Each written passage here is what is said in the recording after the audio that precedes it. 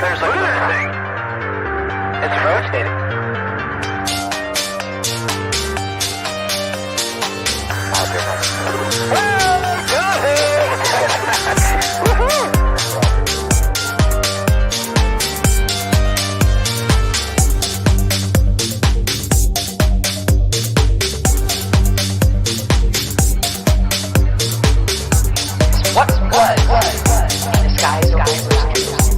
Why did it sound like its treasured sites in Christianity? There's a point that's on the approach for UFO is descending over the dome of the rock of Jerusalem. All right. Welcome to Goof On, everybody. I'm your host, Rich Giordano. It is Cinco de Mayo. I forgot. Up until right now, I would have done something nice for the Cinco de Mayans. What are you going to do? It is Thursday. We're almost there. My 9 to 5ers. We're almost there. It is Friday for all intents and purposes. Right? Hey, you already worked. It's over. Now you're here. You relax a little bit. Maybe, let loose. Lou, did you see Area 503's Who's TTSA? I was just watching it. The rest of it, I had to get my show ready. And I was watching it, and I was in the chat room, and then I realized I don't have the show set up yet. 100%. So I did. I had to get things ready. Had to get my notes because... Skinwalker Ranch started season 3, and I'm in. I'm watching it for you. You know, I don't know if you're going to watch it, but I can't play any clips here or anything like that. But we are going to go over it and review it each episode. Why? Because it's fun. I don't know. I like it. I think it's fun to imagine that there is, and I like to see how these guys go about their business. So far, I'm very unimpressed. And at one point, I had to stop watching the video, the show. I was like, why would they even show that? We'll go over all of that. And anything else that's going on in this world. What else we doing tonight? No, that's it. We're just going to talk about Skinwalker. I may invite, those who have watched the show may want to give their opinion if you're here. And if you do, I'll drop the link in the chat in a few minutes. And if you want to join the show, only if you watched it. If you want to comment, right here on Goof On. Roll call, everybody. Lisa M. in the house. Oh, I got the small little... Yep. Classic. Gotta go classic. There we go. Lisa M. in the house. Welcome to the show. Shadi Panorin. Welcome to the show. Member Walt Corbin. Welcome to the show there. Member the Josh and Artemis show. Hello. Welcome. I almost said welcome kids. That's not respectful. Welcome to the show, adults, young adults. They're 33 years old. They're old. You guys are old now, you know. Between you got like almost 70 years of data. Welcome to the show, by the way. The beautiful one, Felicia Flores. Alien girl. Uno. Welcome to the show. What's up, my, member Dorothy? Oh, that was an accident. You can click back on that if you wanted to put the new member up.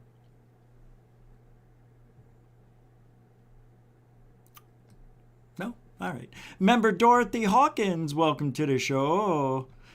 Caleb Benjamin, welcome to the show. Carter Villas, welcome to the show. Brett S., what's up? Welcome to the show.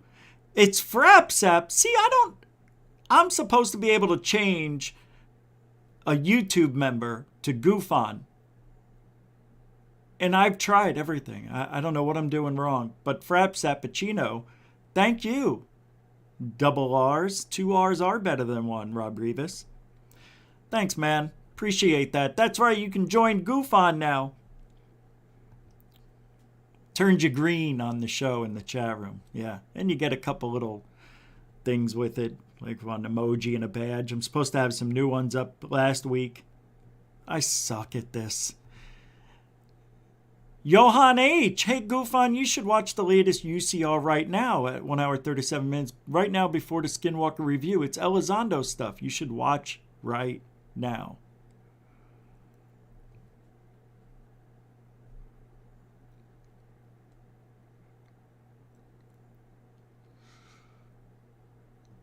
Huh.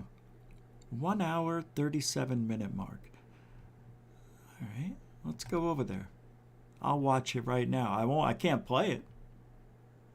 But what I'll do is I'll get it up. I'll get it up. Dun-dun-dun-sh. That's what she said. You mean the Stephen Greenstreet one? That one? Is that the one? Oh, the latest one. Okay. All right. And go to 1 hour 37 minute. Here we go. 1 hour 33, 34, 35, 36, 37:04. All right. I'll do this right after roll call. Thanks, Johan H. Member David Wilcox, welcome to the show. FGraph72, welcome to the show. Carl Ann, welcome to the show.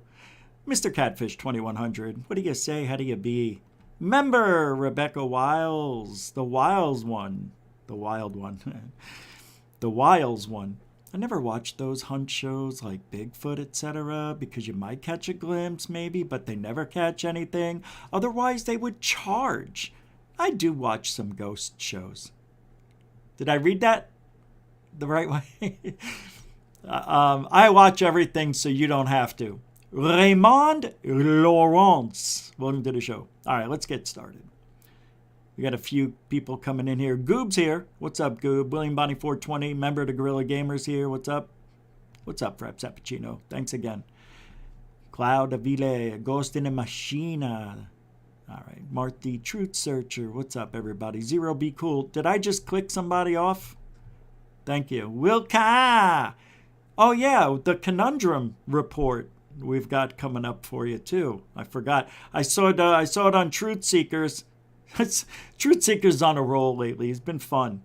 A lot of fun. Did Luisa Elizondo. See, and you don't think we're shadow banned with only 73 people? Right? Isn't it weird? It's weird. It doesn't make any sense. Well, it does. It does.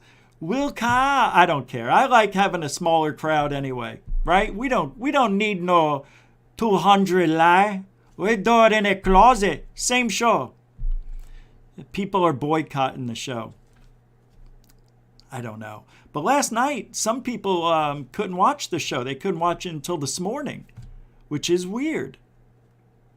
Yeah, I didn't reach out to YouTube because usually you have good and bad weeks. But if people can't log in or aren't getting the messages, Jesus, this is like numbers from a year and a half ago.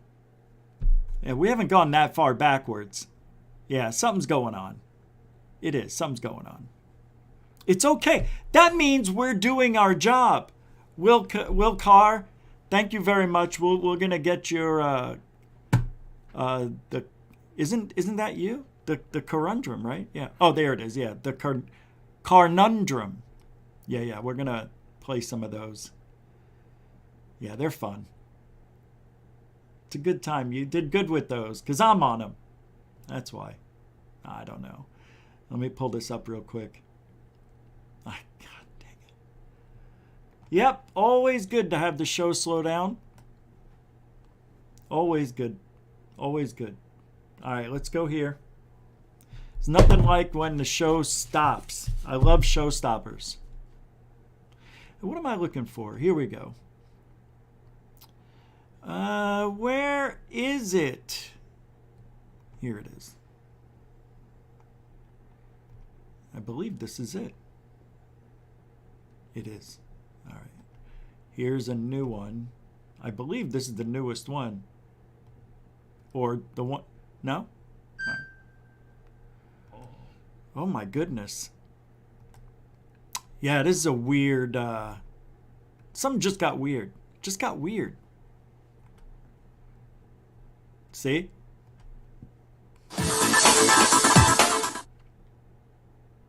Is the sheer magnitude of the infrastructure that has been built out underground and off planet with the help of various ET groups, many of which are highly benevolent and really do want our best interests in mind.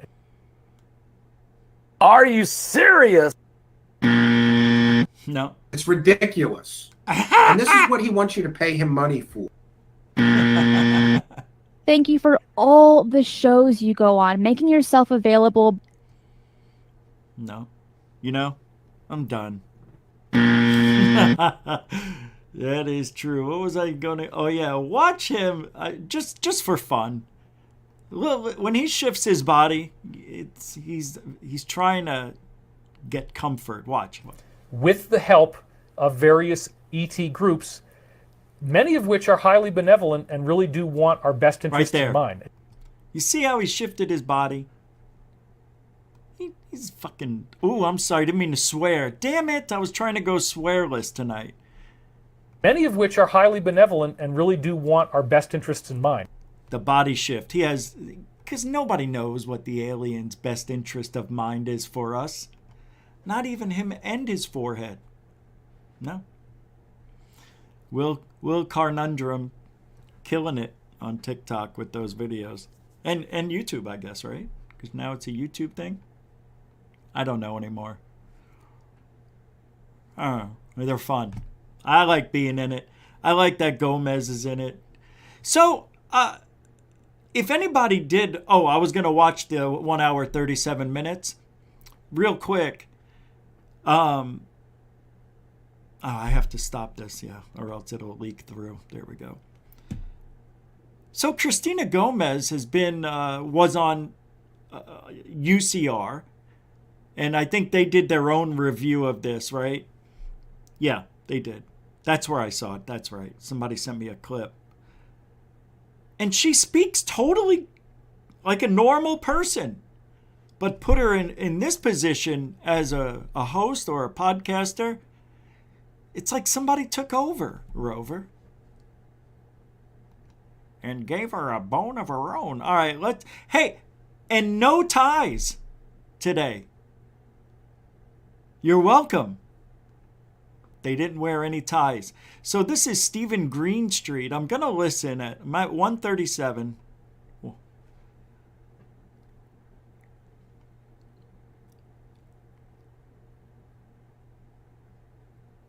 Lou just said, there's a couple of people who really hate you, and I want to dispel some of the rumors. The haters.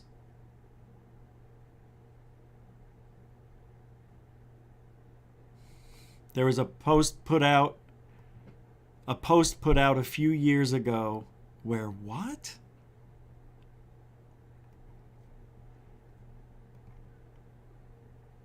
If you were being hit by a woman?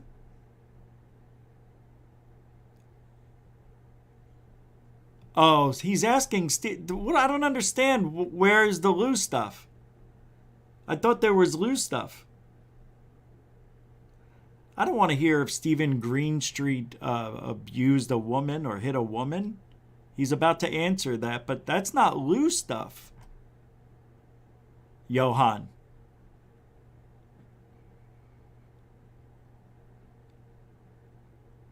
So Stephen Greenstreet has a phone up to his head, his cell phone. He's doing the interview, but he's got a camera on him. And Lewis just asked him a question.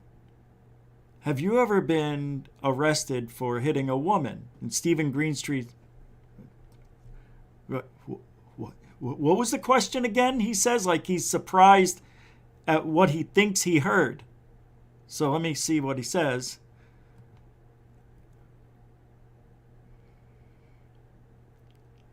He says, what's the context you're asking that question?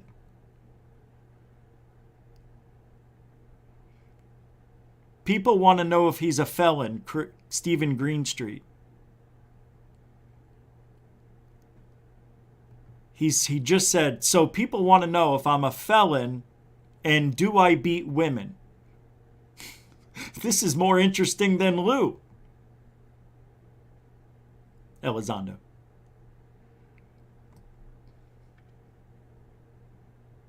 He said, Stephen Greenstreet said, there is no way, Lou, that I'm going to dignify or answer that question. Why? Hold on. Am I a felon and do I beat women? I'm not going to. There is absolutely no way, Lou, I'm going to dignify that question. That's what Stephen Greenstreet just said. Now, I want to know, where's the Lou stuff? Yes, season 3 started, bad boy. I'm interested in this interview right here. Maybe they're going to get to it now. Wait.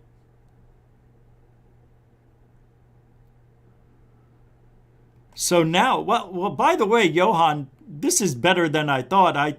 When you said Lou, I thought you meant Elizondo. You're talking about Luis from the, I don't know, UCR show. Nobody can remember the name of it. Everybody goes, that celebrity show. That's what they should call it. That celebrity show, if anything. Stephen Greenstreet just says back to Lou and he goes, what the F kind of question is that, Lou? He goes, why did you ask me that question? I would be a little bit upset too. You invite Stephen Greenstreet. I don't think that UCR understands. I don't know. I can't even imagine why Lou would ask that question. Let me go further. Lou says, these are the questions that I'm getting. This is what people want to know.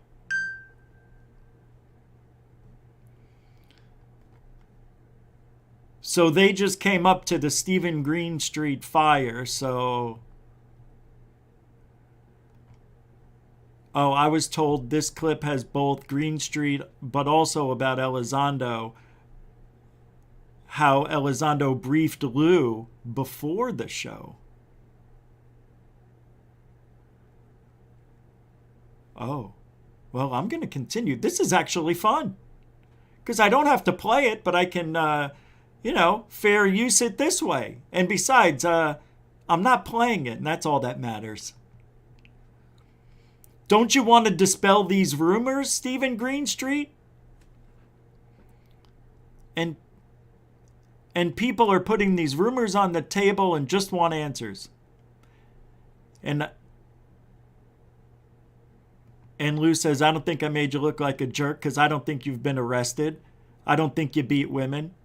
I think people are taking things out of context and are trying to label. Who? Stephen Greenstreet said. Who? Who, Lou? Who's Lou? Who, Lou? Who are you talking about? Oh, does Lou answer? So Lou didn't give him a name. Stephen Greenstreet now wants a name for those accusational questions, accusatory questions of him beating women and being a felon. So he just put Lou on the spot. Who, Lou? Who? And he goes, well, just people in general. You can't say that. No, because now that makes you, the podcast host, look like you're the one who wants to know the answer. When you get put in that position, you're going to ask somebody something that crucial to their reputation. And even though you're putting it on other people, I think you should have at least one internet name to throw at Stephen Greenstreet. That's how you dispel anything is coming from you. Lou, you got a lot to learn. All right, here we go. Stephen Greenstreet. He's talking about Twitter, Lou says. Lou's like, on Twitter. I'm talking about Twitter. Trolls. That's who I'm talking about. I'm talking about trolls and Twitter. Like, who gives a shit about trolls on Twitter? I tell you who does. Everybody. Everybody loves it. I know you don't. I know you're going to say you hate it, but everybody likes drama. Everybody. Now, I know there's a time and a place for it, and maybe ufology isn't the place, but there is a time for it in ufology. There's a time for it. And that's when people are lying, cheating, stealing, hoaxing, channeling fake aliens, doing all that stuff, ripping the public off of their good hard-earned money in a 40-year high of inflation, or at all-time highest gas prices ever. Even when prices are low, even when the cost of living is low, life still is, it's about living paycheck to paycheck for 95% of the world, if not 98%, right? Anybody who makes more than $30,000 a year is a 1%er, I found out. $35,000. That's amazing to me. But anyway, this is amazing. Stephen Greenstreet just got asked. I can't believe this. Just got asked, are you a felon and have you beaten women? Stephen Greenstreet comes back and says, why the F? He actually said, why the F are you asking me this? Because people want to know. Who? People, Twitter, trolls, you know. So you're dignifying the questions from anonymous trolls, Stephen Greenstreet just said. Great reply.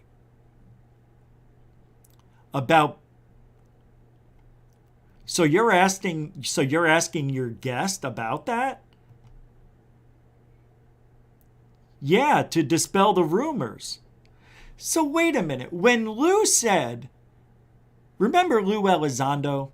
Remember when he said on some other show that the information that I have on these trolls is that they're criminals, and one of them with a DUI and another one beat his wife or his spouse. Is Greenstreet that guy?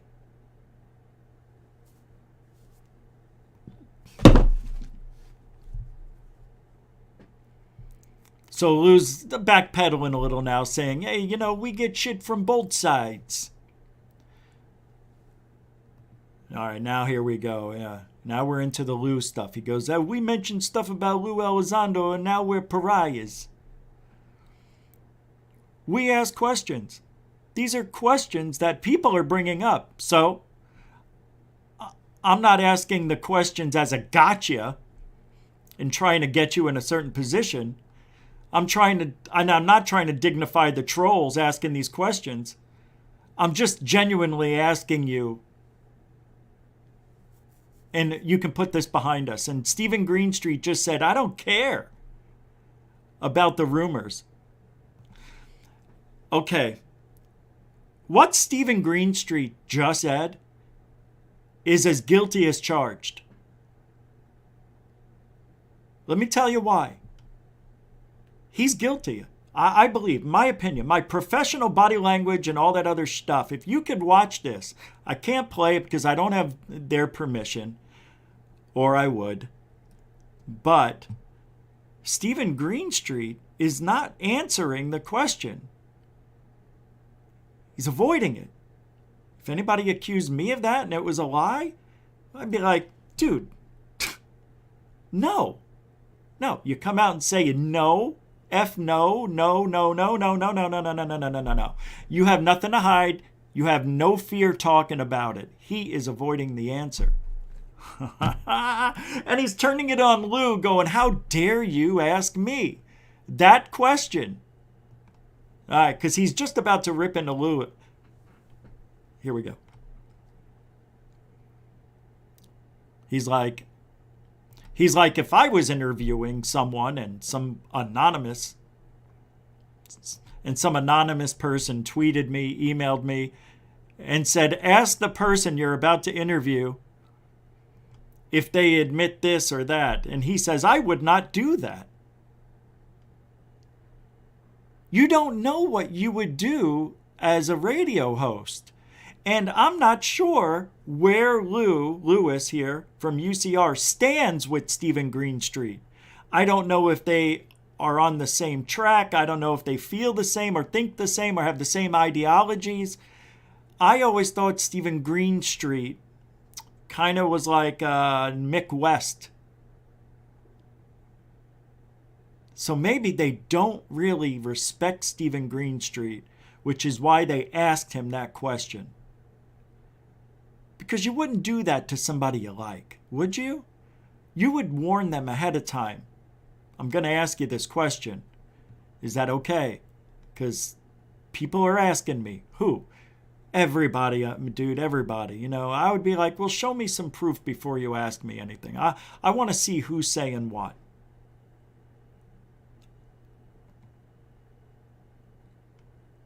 Stephen Greenstreet looks guilty as charged.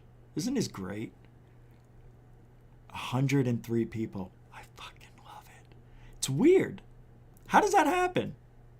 I guess it's time to do other stuff. Maybe get a little harsher. Yeah, only a couple of days ago we had like 187 people here. It's weird. Yeah. It's got to be me. It's got to be, you know. It's just weird. It's just weird to see. You know, how can I not look at that and say something is wrong with this picture? It's just weird. And I also found out, let's say there's 800 people watching the show right now. YouTube, like, only allows certain amount of people to register, is what I found out.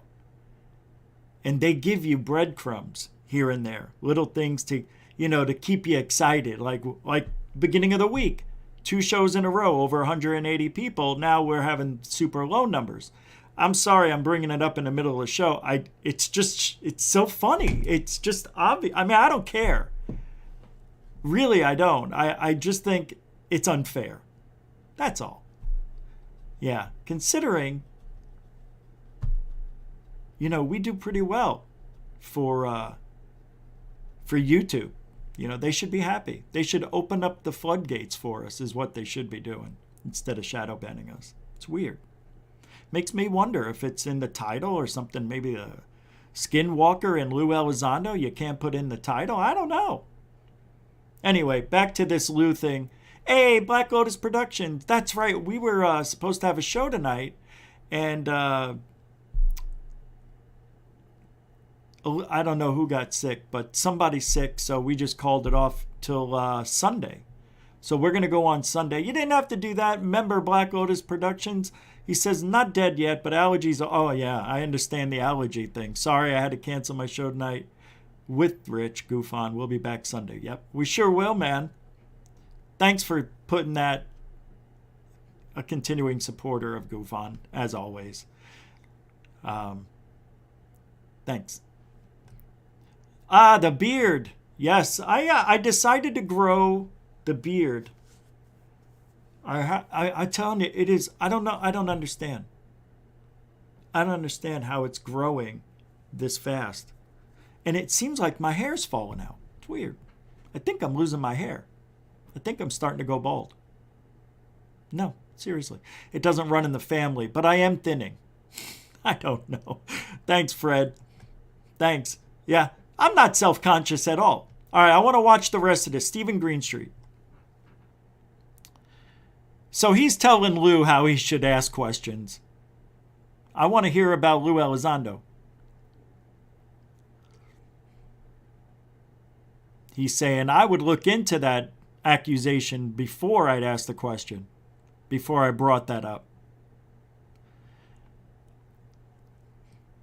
Now Lou says, I think that's fair. I'm sorry. I didn't even want to look into it because I've interacted with you and this isn't a gotcha. I'm not trying to add to these rumors. I'm trying to kill them. And then Stephen Greenstreet says, I was just trying to F with you for a second. Like he's giving Lou a hard time. Like they're joking around. So I don't know. Strange relationship.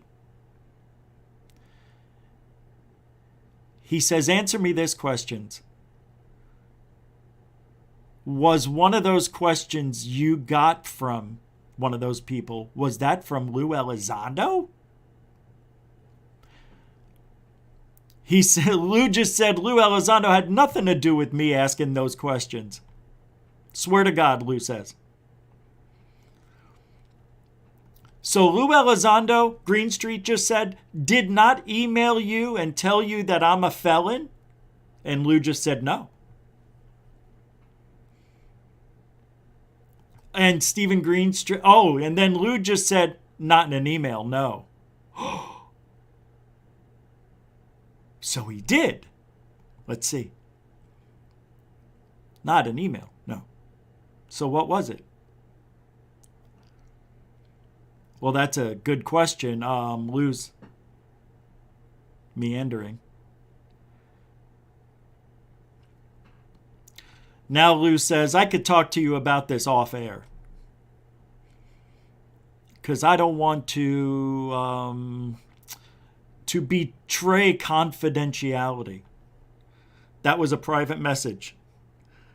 So I'll be happy to talk to you about that off air. Okay. So it sounds like Lou Elizondo did message Lou at UCR to tell him Stephen Greenstreet is a felon. Do you know that over half the people in this field are felons? Have misdemeanors? A lot of people. People you love and adore. No, not me.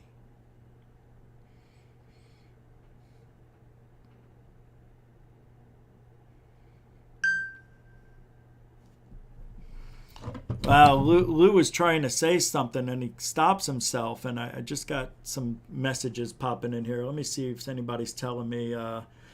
Crystal Sarasaler with the $10 Cash App. Thank you again for the Cash App's donation. Yeah, that's right. Cash App, PayPal, all that stuff. They just take 1%. But thank you very much for that, Crystal. You're a member of Goof On. Thank you. Continuing supporter as always. Appreciate that. Wow. Thank you. This is an interesting conversation that's happened here that I did not see coming, obviously, because the stream was just done about three and a half hours ago, and I was doing other things. Let me see where this leads, because they're talking privately. Let me see where this goes. UFO Jane wants to say something.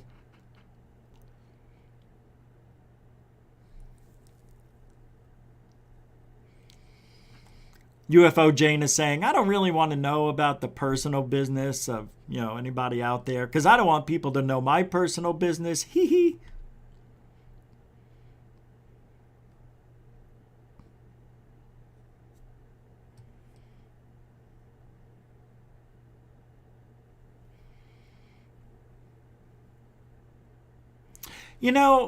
I don't think it is unfair for people like me and Cambion and even Area 503, but for those of us who do live shows all the time or make documentaries and talk in a negative light about certain people in this field, that has to happen. There's no reason why it shouldn't. If you know that somebody in this field is doing you wrong, don't you want to know who it is? If you never heard of David Wilcock or Corey Good or, the list goes on and on. There's so many people that are, even Travis Walton now, his name is up in the air as a hoaxer more than it's ever been because of what Mike Rogers did. And if that's the case, that makes sense. It makes sense that they faked it. It does. But Anyway, that's for another day. Like Bob Lazar, Stephen Greer is a huge one. Greer promoted the CE5 shit with bogus videos and pictures. Things that, like lens flares or flares being dropped out of a jet in the distance. They just, so many stupid things. Billy Meyer. The list goes on and on. Then you have the people who, the Pascagoula event. You can even talk about Betty and Barney Hill if you want to. I'm on the fence about that one. Roswell, same here. Rendlesham Forest, Phoenix Lights, Chicago O'Hare. Now, I know the Phoenix Lights story intimately. Being a resident of Phoenix for most of my life, I interviewed a lot of the people who saw the lights and came forward and all that stuff. And that, it was a real event. I mean, an object did come over the city. Huge. 1 to 2 mile wide craft. But I don't know why I went that direction. Why was I going? Oh, talking about people just being, bullshitting and stuff. Yeah, Stephen Greenstreet, I don't know if there's any more to that story because they talk. I didn't hear much about Lou. Let me go a little forward.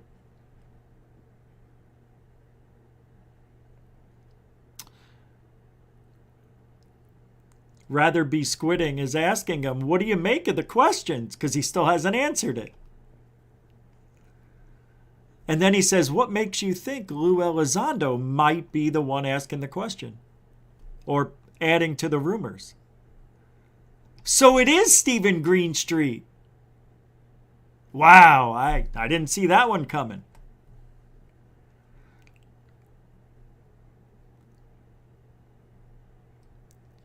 So he says, I heard a rumor, reached out to sources, and apparently Lou confirmed it himself. Lou sent out an email.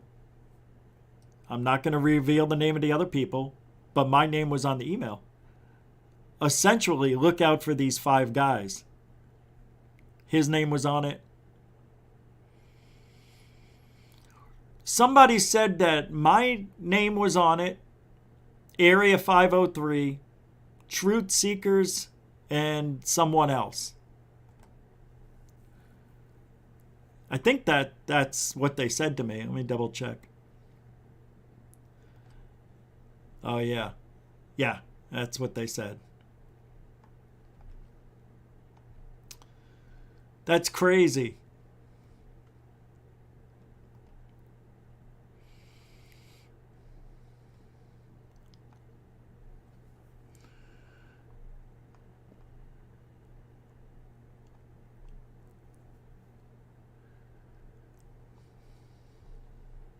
I'm looking at something. I keep forgetting that you guys can't hear what I'm listening to. I'm sorry. What a horrible host. Yeah, no wonder why the numbers. All right. Let's get into what we're... Well, this is why I'm here. Thank you, Johan, for bringing that up about UCR. And I'm going to listen to the rest of it, see if there's anything I can continue with tomorrow on that. But we got to move along. Good stuff over there. Stephen Greenstreet is the guy that Lou was telling people is the guy who apparently,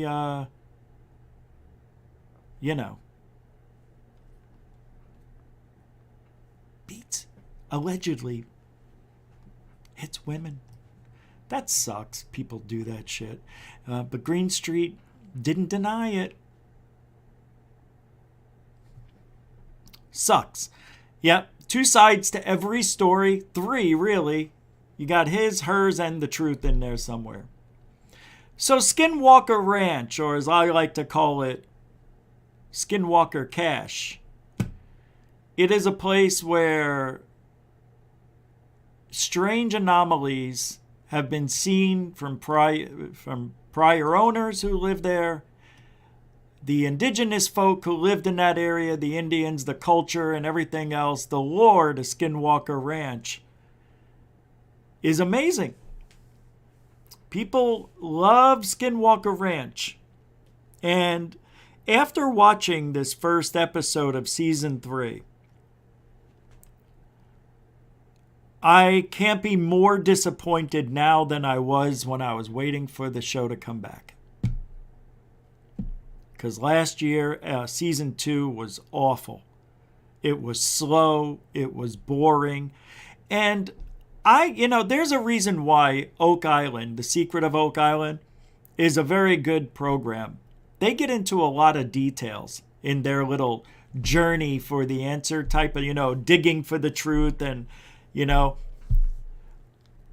what this is. What they're doing at Skinwalker Ranch is no different than looking for buried treasure. Nothing different. Sorry, I know that's loud. I don't know. I listen to my show, and I can't believe how loud the microphone is. I can't turn it down. I turn the gain all the way down. I don't know. It just comes in loud, I guess. But this first episode is very disappointing. Very, very, very disappointing. And of course, you got Ziegfugel coming in the helicopter. Always with the helicopter. And who goes into the middle of a freaking desert wearing a suit? Come on, dude. Show that you're a human being, not always this business tycoon. Helicopters and $200,000 cars. We don't care. We want the regular guy out there doing the work. And that's who you hired. Regular people, obviously. Because they're making the same mistakes that a lot of regular people in ufology make. Bugs are now UFOs. Portals are appearing where, oh my God, I just couldn't believe this episode. I was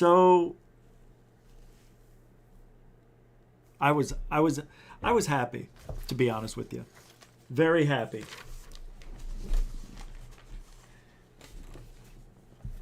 Very happy. Because again, I like to be right. My ego needs to be stroked every now and then. And here I am. I'm right again about this place, about this show. They need to manufacture things to have anything happen over there. If there was anything magical happening at Skinwalker Ranch, this show is not going to bring it. Well, maybe now they will, and I'll explain why in a minute. Did anybody watch the show that wants to come on here? I'll put a link in the chat, because I've got a lot to go over. Here, let me just itemize what this is. To join show. Only if you've watched the show and want to talk about it. If you're not going to talk, that's it. Only if you, I don't want to hear I watched the trailer. I don't want to hear I saw 5 minutes. I want to know if you watched it and you want to talk about it here with me. Because I would like to see what you guys think. If it's not in the chat room, you can come on here. You don't have to be on camera if you don't want to. You can leave that off if your hair isn't right.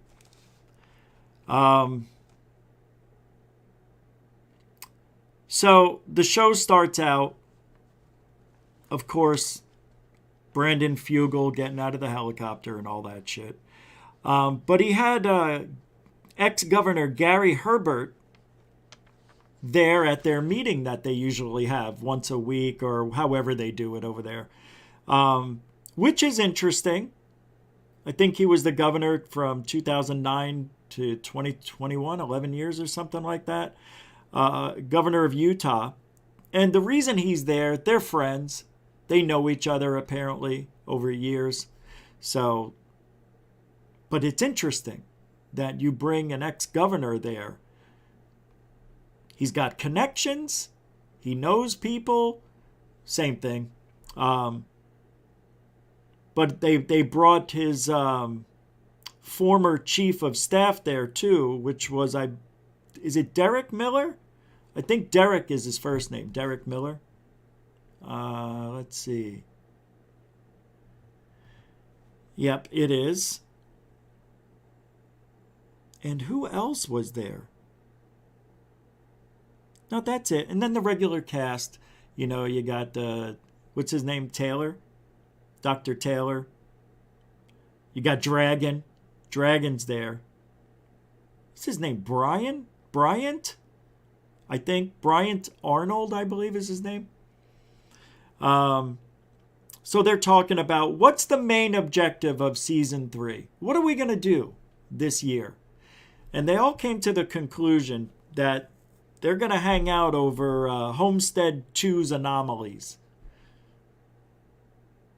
Because there's a possible wormhole in the vicinity of Homestead 2. And then, look, the strange things always seem to happen to their electronics. And you know Brandon Fugel. If you got that kind of money, you're almost a billionaire. You're going to get the best equipment money can buy. And they do. They get the best stuff. And apparently things just go a little bit wacky. To me, it seems like these guys just aren't doing their jobs correctly. But it isn't. Things go down all the time with them. And you wonder if it's being staged. Is it a setup, something like that? Are they trying to make it exciting for TV? And you check all those boxes because, yeah, it's a possibility. But they're going to go to Homestead. Because last year they had a lot of anomalies over at the Homestead. Homestead 2. So, Fugel says, we are going to engage with or interact with the aliens. We're going to try to communicate and understand what they want here. He does. He says he wants to make contact. That's the goal. That's another goal. I want to try to communicate and understand what they're doing. Who are these people? Who are these people? All right? Who are these people? Well, he's going to have to get a lot of help from the governor if he wants to get this in the public view. He says all this stuff is going to be for the public to see. Brandon Fugel. The Fugel is going to do this. But to try to communicate and understand what the aliens are saying. I like that. I think that's a great idea. They set up this permanent camera tower where they're up on that, I think it's a 5,000-foot mesa that 360 all around can record the entire area 24/7. So now, why they didn't think about this in season 1, why not do this 2 years ago? But here we are in season 3. Now they've got 24-hour surveillance, 360 degrees. And they're going to catch a lot of stuff. And I'm telling you this right now, mark my words, because I think I know how TV show's going to work. I bet you that camera, that stand, that tower with the 360 degree, I bet you it gets vandalized. Or something happens to it where it breaks. Because the aliens, they don't want to be watched 24/7. Neither do the demons, dragons, and anything else coming through the portal. I can't get it. I'll get that laugh down one day. Anything coming through that portal is going to be seen, not on their watch. I guarantee it, in a week or two, that camera goes down. They're going to start catching little anomalies, right? It's a great idea. Should have been done 2 years ago, but they're going to start catching stuff, and they're going to start blaming it on the demon, the shadow man, all that stuff. It was a cryptic, it was a cryptoid, cryptic looking thing, It could have been Bigfoot, maybe a dog man or shadow person. Maybe it was Slender Man. I don't know. But it'll happen. Mark my words. That will happen. And then they won't be able to have 24/7 cameras anymore. My thing is, you don't just put it up in one place. You put it in 3 places, Fugel. If you want to do it right, you do it right. Put it at 3 different locations. This way, if one goes down, you got the other 2 doing, They just don't think of this stuff quick enough. Now, if all 3 go down, then that sabotage, or somebody doesn't like what's going on at Skinwalker and coming in there in the middle of the night and clipping wires or doing something with a magnet. I don't know. I watched a lot of Breaking Bad. So they go back to this place, the Triangle area. They dubbed this one area Triangle. Apparently above the Triangle, there is a phantom signal they captured about a mile up in the atmosphere, right above the Triangle. Right? But not only that, last year when they were in Brandon Fugel's helicopter, by the way, his brother is now on the show. Brandon Fugel's brother. Hey, who's here? Oh, Cameron Cousins is here. What? I'm so busy talking. Hey, what are you doing there, Chief? Huh? Were you in Arizona? Huh? Hanging out? Making movies? Skating? Running around looking for cryptids? Bigfoot? Good to see you, man. Thanks for hanging out. That is Cousins Brothers 2.0 right there. That is the future of ufology. Or not. I mean, could be anything. Either way, it's the future. I can't believe it. I remember that kid when he was 3 years ago. 3 years ago? I think 12, 13? It's crazy. He skateboards every now and then, right? With, what's that guy's name? Tony Hawk. There's a video. Yeah. Cool kid, man. He's cool. He's just got it. So they go to the Triangle.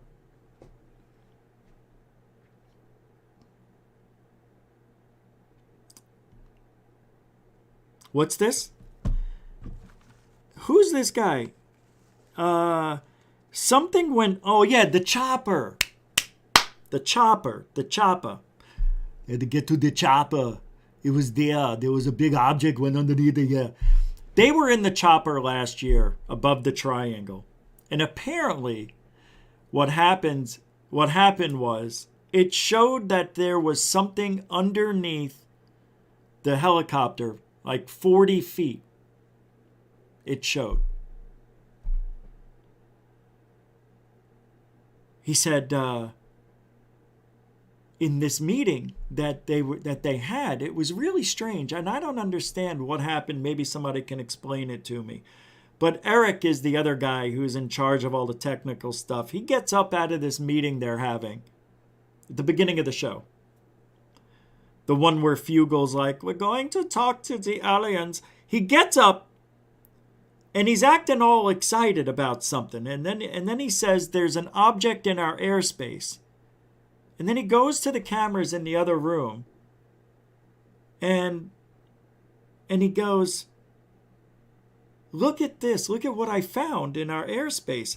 I'm confused because I thought that was a year ago. I watched it twice. I don't understand the edit. It was weird to me. But he just got up out of the meeting as if he was texted or somebody told him something. And he had to go look at the video. And I guess the sensors captured an object? I don't know, but that's not what I saw. What I saw on the screen, because they were videotaping the helicopter last season, and I guess they found an object that looks like it goes it does. It looks like it goes directly under it in the video. And anybody here, anybody with little to no experience would know that what they're showing us is an insect, a bug, out of focus. But they want us to believe it's a UFO that showed up as 40 feet under the helicopter. Now, in the video, if you ever watch the show, the object goes like this. Pew! You know how bugs do. Closer to the camera, maybe 15, 20 feet, maybe 5. We'll never know.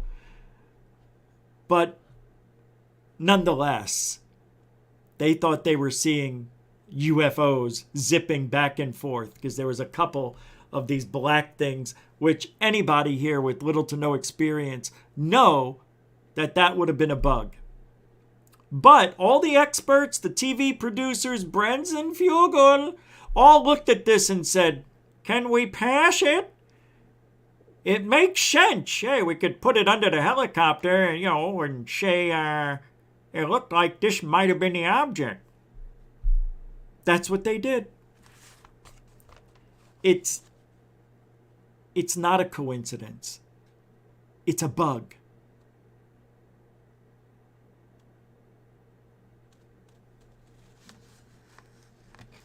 Oh, is that what I did? Oh, okay. So I'm mixing up the... Well, that's true. They went back on last year's thing and saw that object. Then they're calling it a UFO. And they're saying it was 40 feet under the helicopter. I'm saying, no, that was a bug close to the camera. Then during the meeting, I guess somebody told them this showed up on the sensors. There was it's Gulfstream Aerospace G5 plane from the National Science Foundation. It was above the ranch when the governor was there, when they were talking to the governor at the big old round table. It was at 42,000 feet. It was doing some sort of grid survey according to them. They don't know. But that's what popped up, and they said was above their airspace while the governor was there. That's why. That's right. So their sensors picked that up, that the Gulfstream Aerospace G5 airplane from the National Science Foundation was above the ranch at 42,000 feet doing some sort of, maybe it was doing LiDAR tracking. I don't understand why, but I think it's just a coincidence that it also looked like it might have been staged. I'm sure it's not hard to prove. But, that's the problem when you have TV shows that want to show you the paranormal. There's got to be some mystery. There's got to be something happening. And the reason I stopped watching the Mystery of Oak Island, whatever the hell you want to call it, I stopped watching it after 7 or 8 seasons. Because I wanted them to find the treasure at that point. Yeah, it's the same old thing. Oh, we're getting here. Oh, we think we found something. It's just the old Oak Island, the legend strikes again with bad luck. It's always something. The legend doesn't want us to find the gold. Can't find the treasure. Never going to find it. Same thing with Skinwalker Cash. This place couldn't be. Now, I know that, I didn't know, but there really is a TV show called I think it's The Legend at Blind Frog Ranch. Is it Blind Frog? Well, apparently there's another place in the area, because that whole area is supposedly filled with magical and mystical stuff. By the way, if anybody wants to join me tonight, I will post a link here if you want to chime in. But you have had to have seen the show to be on this show. If you haven't seen it, I just don't want you to come on and shoot the breeze. I want to talk about the show if you actually seen it. I'll post this in and then I'll pin it. I know, you guys didn't expect me to do that. I'm just doing it tonight. I'm waiting for it to pop up. And I'll pin it. There it is. And we'll pin the message. There you go. I want Skinwalker Ranch to be more real than anything. I do. Maybe the governor had that airplane go over there. You really think, there's no secret to what's going on at Skinwalker that there would have to be a recon G5 plane flying over there spying on them. That's so dumb. It makes no sense. It's just a coincidence. And that's why TV shows are dangerous. But I love it. I love being entertained just like anybody. And I'm watching it so you don't have to. No one knew the governor was going to be there anyway. I heard they had plans that were switching back and forth, and at the last minute they decided to have that meeting, apparently. That's what they said. So Fugel says, what do you think Fugel says when they find out that's a G5? He says, they now think we are up to something. We are now being monitored. We are being monitored. I can't do it tonight. But, of course, Fugel's going to say that. I can't believe this guy. I bet you he's wearing cologne, aftershave, probably got some product in his hair. Hey, there's no problem with that at all. You want to go ahead and do all that and go into the dirt and desert to hang out with real men? Well, more men than Fugel. That's for damn sure. So they go back to the triangle and they take Brandon Fugel's brother's helicopter. Yeah. What's his name? Cameron Fugel. His name's Cameron, I think. Is Cameron Fugel? So they take up this helicopter to 6,000 feet. And what they did is they got these little canisters about the size of this, really. About the size of this light, maybe a little thicker, maybe about 8 inches, 10 inches. That's what she said. What? So they put a GPS tracker inside of it looked like 50 to 75 of these containers. Half of them were painted bright orange. The other half were bright green or yellow or whatever it was. So they go up, and on the end of each one of these canisters that they're going to throw out of the helicopter, because what they want to do, they want to monitor the descent and the air around it and get the GPS location and see how it acts in the environment. But one thing they don't tell us, what kind of technology are they putting inside of these tubes? We never know. All they said is it's got GPS on it. We're going to drop it out of the helicopter. So you're not going to do any other experiments with all that space in there? It doesn't make any sense. They're just doing one test. And the funniest thing happens, and I just have to laugh, and knowing I'm being duped and that it's just entertainment. I say it, I know it, especially with this show. So they're throwing out each window, the green, the orange. And then they realize, now they're 6,000 feet up. So Taylor, he goes, wait a minute. I'm not, I guess it says that they are over the triangle area. But when he looked down, he says, oh, we're not over it. But the GPS said they were over it. And I'm going to tell you, this is the biggest mistake that I've seen in a long time from guys who call themselves scientists and experts and shit like that. Something happens. Okay, and the reason I know these guys are idiots because of this experiment that they ruined. Totally ruined it. The GPS gave them the right reading, right? Said they were above the triangle. But too smart for his own good, looks out the window, says, we're not over it. So they move the helicopter to where he says we're over it. Now, I've had this drone for a couple of years. Every time I want it to land, I hit the go home button and I watch it. And it automatically flies home. And usually I'm around 400 or 500 feet.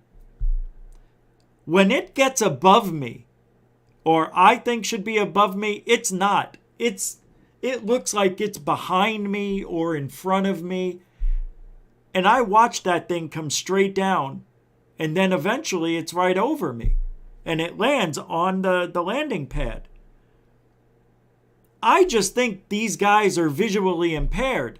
Or they're not getting what it looks like to be up at 6,000 feet and looking straight down. If you're off even by a little bit, it could look like a lot of bit. And I think that's what's happened here. I think the GPS was correct, but visually they thought they were right, and they weren't. They were wrong. Just like when I'm looking up at the drone and it says it's, and the camera's looking right down on me, and I look up and I don't see it right above me. It's off a little bit behind me. How's that even possible? Because it's an illusion. And they got illusionified. If that's a word. Member David Wilcox, Canadian $10 super chat, says too much tech. Maybe just hide in the bushes with the Polaroid. The results would be the same, if not better. Yes. Yes, David Icke. I like your picture. Thank you for the $10 super chat, member David Wilcox. That is interesting. I don't think it's too much. I would disagree a little bit. You need more. There's not enough. They didn't do enough. And they let the illusion of being 6,000 feet throw them off their actual course. Thank you, David Wilcox. Mucho gusto, Generoso. Because here's what happens next. They decide, oh, and also there was a technical error that was happening during this test. Carl or Eric, whatever the guy's name was, back at the center, what do they call that place? Home base. He's looking and he goes, I'm not getting a signal. I'm not getting any data. Well, what if we just throw them out and maybe it'll start working? Okay. Why would you do that? It makes no sense. But I think they're building drama. So here's what happens, and this is hysterical to me. They throw out, first of all, they never tell you how many canisters they have. You don't know what's put inside of them, but all we know is that it's GPS, and that's it. So they throw them out. Out of the 50, 2 were found. Mind you, they had a 20-foot ribbon that was fluorescent, and the bottles themselves were fluorescent. How can you not find 50 of them? Third phase of the moon. Third phase of moon is in the house. What's up, guys? I didn't see you there. I hope you're still here, but if you're not, well, I'll tell you later. I was told you were here. it's hard for me to watch the chat. So I appreciate Coraline letting me know. Thank you. Yeah, it's hard. I mean, I'm trying. But, I got notes here. So, I'm trying to... It's not easy. Sorry. I don't mean to miss anybody. But anyway. The show is kind of comical. And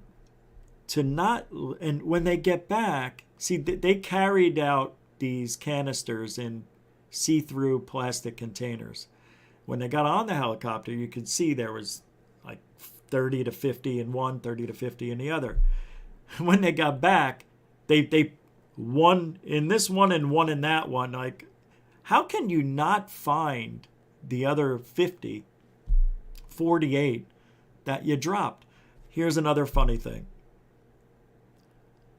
So, Dragon...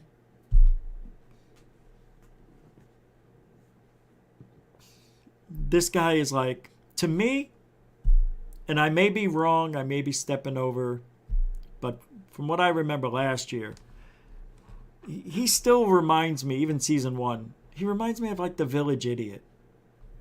And I don't think I'm being fair, but for some reason, he always looks like he's confused or in shock or in awe. He's always got that look like, so they've got one last canister. I'm jumping around a little, but it doesn't have any bearing on what I'm telling you here. The last canister they threw out, he's watching it. He's got eyes on it. And the camera is showing you the last one. And then out of nowhere, he says, it's gone. And at the same time, the camera moves really quick to make it look like the object disappeared. I think that's what they did. Or it's just edited that way. Whatever it is, they didn't prove it disappeared on camera. They moved the camera out of view. And I don't like that shit. They moved it to a part of a blue sky. You know what I mean? They just move it a little. Just a little bit. And he says, I was watching it and it just disappeared. What do you mean? It just vanished into thin blue sky. Huh? It disappeared, I'm telling you. How? I don't know. But the interesting thing about that, there was a ping that was going back to home base from the GPS, and as it's falling, the signal disappeared as well. So they gather up those two that they had, and they bring him back, and Eric goes through the data, and they have another meeting. Death Proof Bum 01 with member Death Proof Bum 01 with a £5, 5 quid. Would you kindly throw me a happy birthday, please, Rich? And chat, for my 52nd year on this planet, I've been told I definitely don't look it. BS, Jason. No, you know what, bro? I know you don't look it. Because our generation is younger looking than... Because I'm 90. I just didn't want to tell anybody. All right, I'm 84. But, it is what it is. You want a happy birthday? How do we do a happy birthday? I think I have an idea. Let me do this for you. Let's see. So Death Proof Bum 01 has been a Goofonian for a very long time. And I think you've been around since you were 50, right? 50? It's a long time. I was going to look for something here, and I don't think I have it. So let's do this. So while I'm looking this up, Oh, something's happened. Hold on. What was I saying? Oh, you heard it. It's coming. It's coming. Thank you, Death Proof Bum 01. Appreciate the super chat and continuing supporter of Goof On. And while we're here, let's have everybody else. You know, it's a nice place we could take a break, and because I've got a lot of show left. I'm not gonna stay on this much longer. Maybe 5-10 more minutes.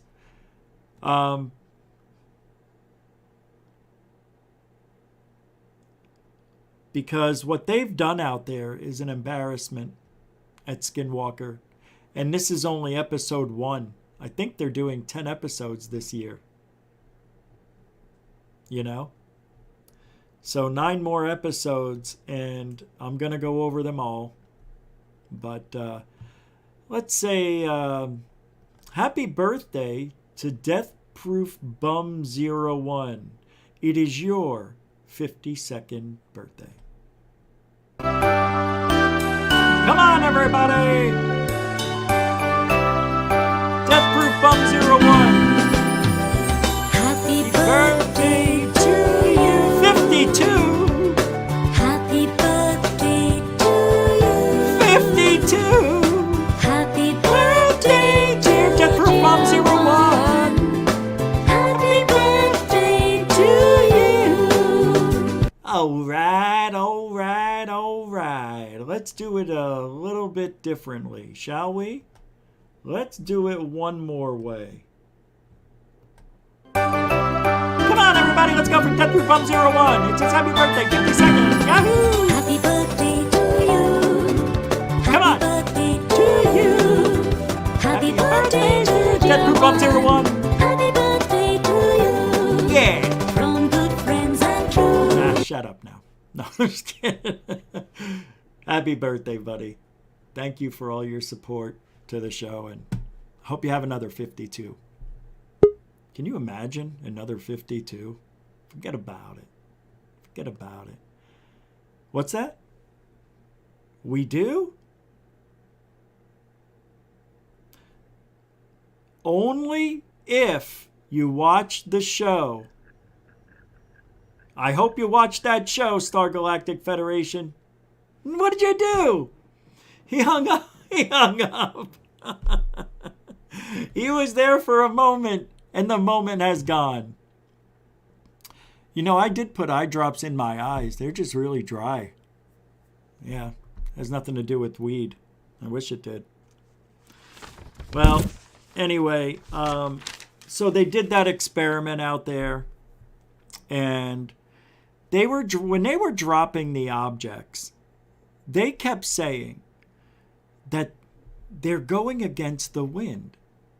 And I'm like, yeah, they would look that way. See, they're up at 6,000 feet, and they're saying, you know, there's a headwind, let's say, at 5 knots. Well, when they drop them out, he's saying that it's going against the wind. Well, you have to take into account the helicopter's blades. First of all, it's creating a wind vortex, right? Then, secondly, when you're 5,000 to 6,000 feet up, there's different layers of wind. If anybody here has ever released a bunch of balloons, you know what happens. Those balloons go in all different directions sometimes. In Arizona, that's the way it was. I could release 10 balloons, and 3 would go off this way, 3 would go up in the center, and the other 4 would go here. And then eventually, you know, they're all over, stretched out in different parts of the sky. I don't think these guys took into account, and that's only at 1,000 feet, these balloons. You know, you get up to 5,000, 6,000 feet, it's a little different. Temperature's even a little cooler. Yeah, a couple of degrees. Cooler temperature, different breeze. These guys are just seeming like amateurs. It's very odd. Very odd. They said they were going all over the place, that they were dropping these things. It was just awful. But to find only 2 out of the 50, it doesn't make any sense. Now, when they looked at the data and they collected these 2 canisters, the data they found was kind of interesting.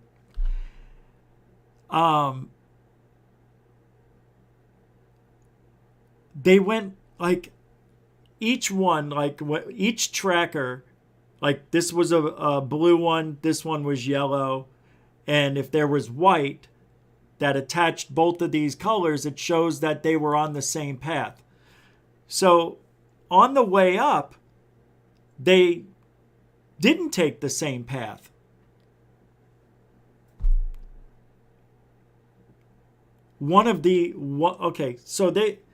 So if they're in the helicopter and they're going up in the helicopter, then the tracking device would show them going up. Apparently, this guy was going around and going up and doing all this stuff.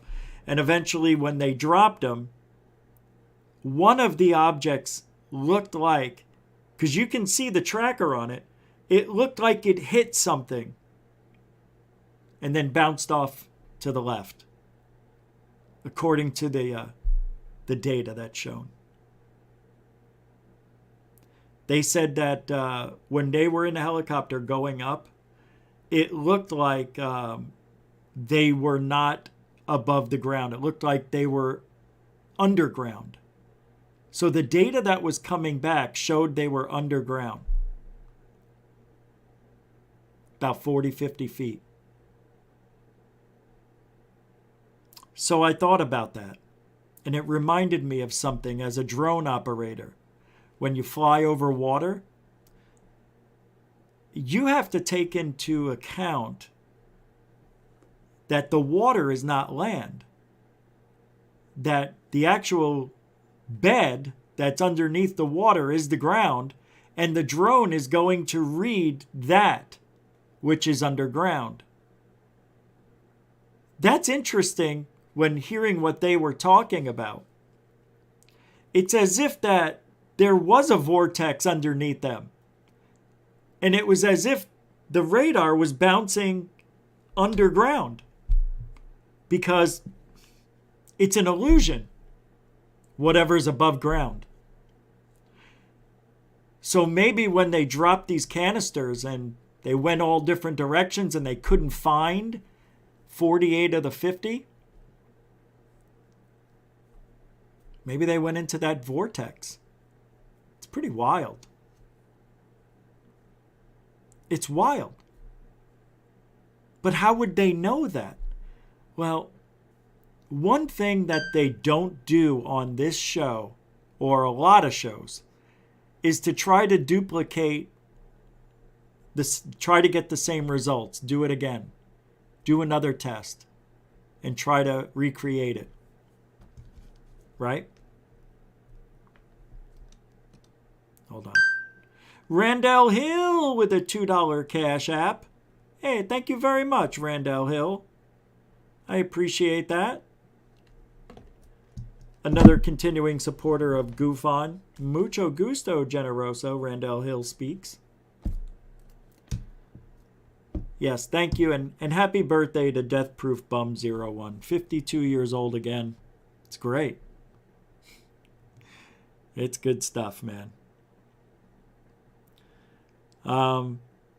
So then I started thinking, well, maybe it's not a portal. Maybe they just have to calibrate the instrumentation.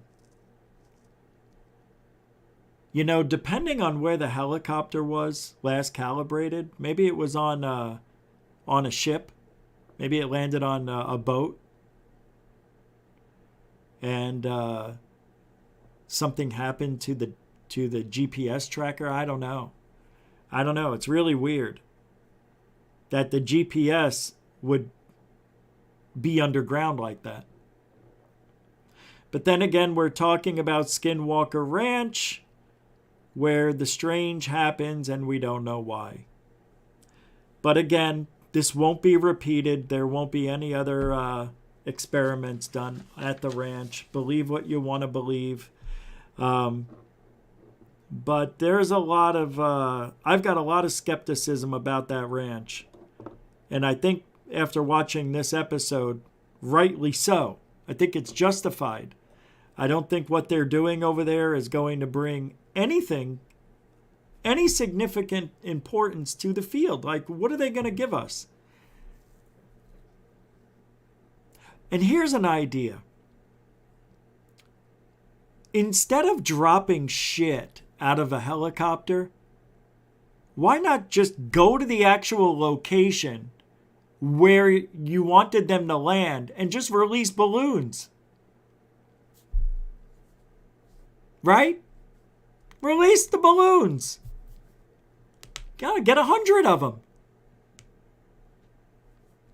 Unless environmentalists don't want balloons to be popping all over the desert. You know, the animals eat that stuff. Who knows? Maybe they just didn't do it for that reason. I don't think that they care about PETA. Right? Isn't it PETA? PETA?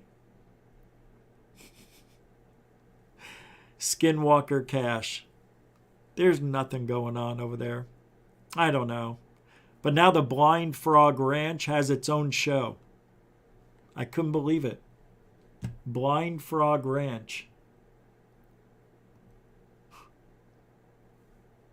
I heard the Montauk Project is fake. That wasn't real. If anybody's watched Stephen Cambion talk about that. I have a video here from Disinformation that shows that.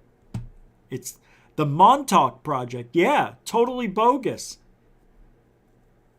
It was about what it really was. It was a cover-up about a guy who liked to watch, who actually choked his chicken to other guys. I mean, that's what it was all about. This pedo that liked to watch and do things behind, two-way mirror, I guess. I don't know. But I never heard the word jerk off so many times that night. It was like 97. No, that wasn't the Montauk Project. But that's not, was the other night. Well, let's see. Yeah, I'm done with Skinwalker. I mean, you guys can watch that show if you want. You know, if it's up to you, it's not bad. I mean, I'm going to watch it anyway. But my conclusion is, on Skinwalker, to watch it and enjoy it. Make your own conclusions. You know, that should be something like because we're going to go over that show every week it comes out. I promise every week, every night it's out, we're watching it. I have to. I already paid for the season. Well, it was almost free. I have Google credits. So, but I got the season, so I'll be watching every episode and we'll be reporting back here when it comes out. When is it out? Every Wednesday it comes out? Tomorrow morning, we may be live at 5:15, 5:20, 5:30 a.m. There's a launch that's happening. SpaceX is doing some sort of launch near me.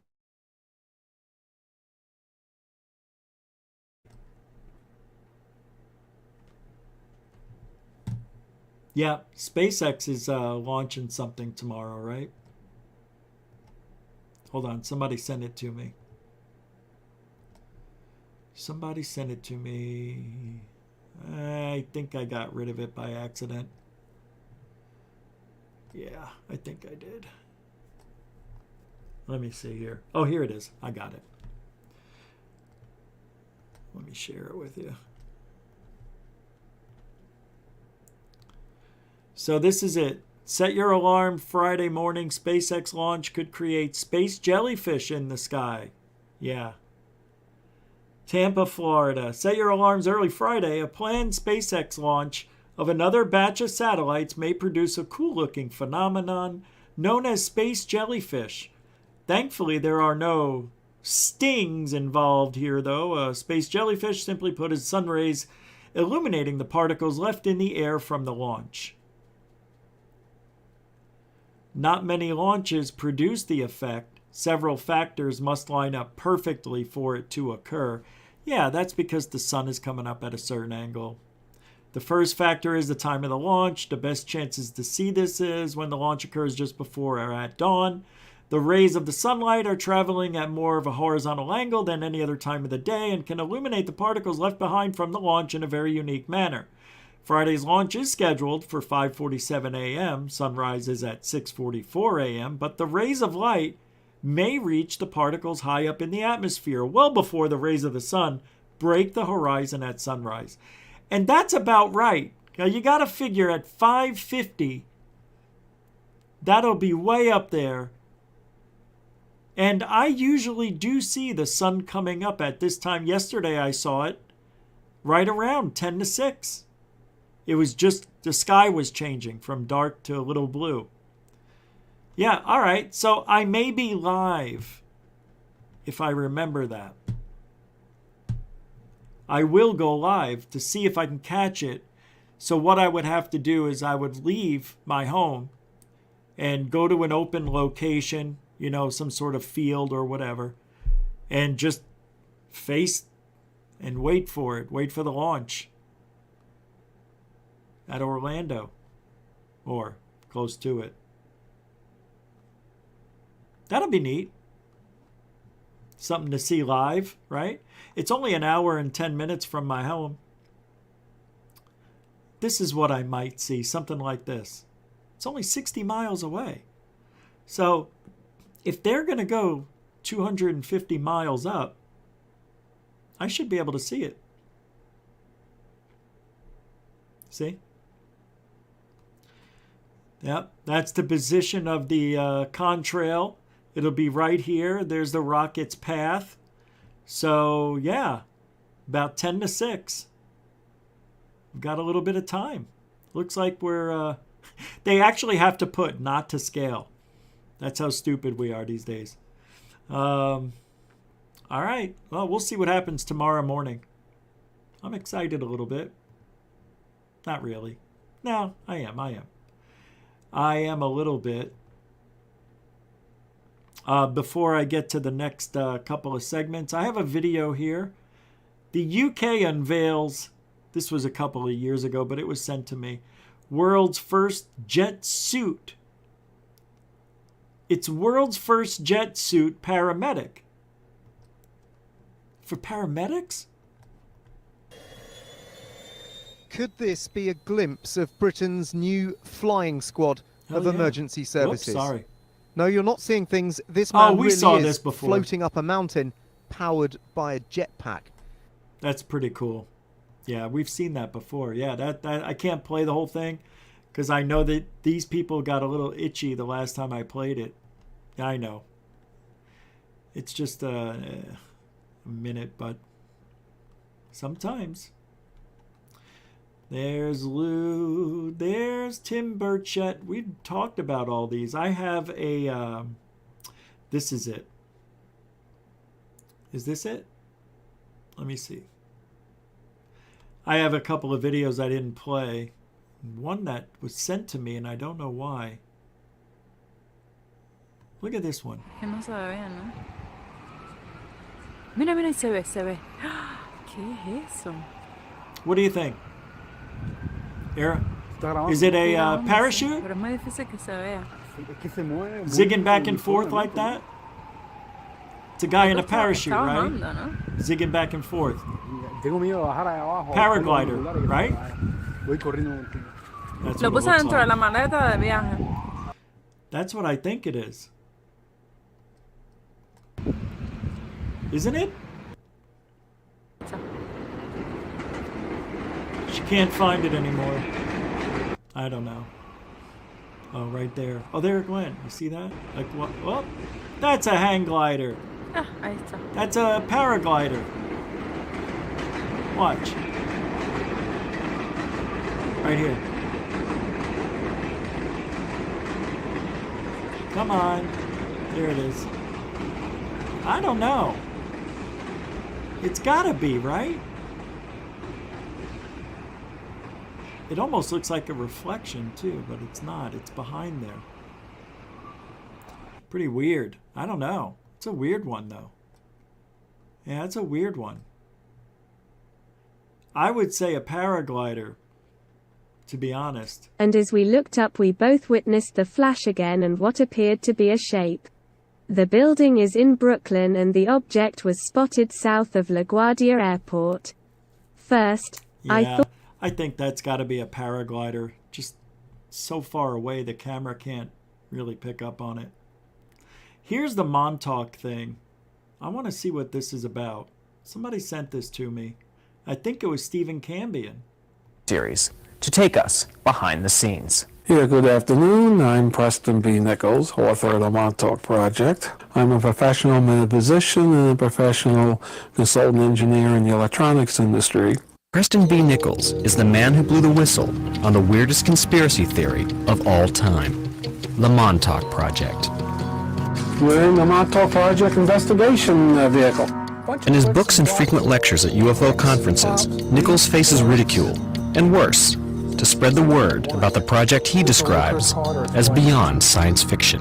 They'd turn the machine on. It would literally transport me back to 9 that morning and like superimpose me over me at 9 in the morning.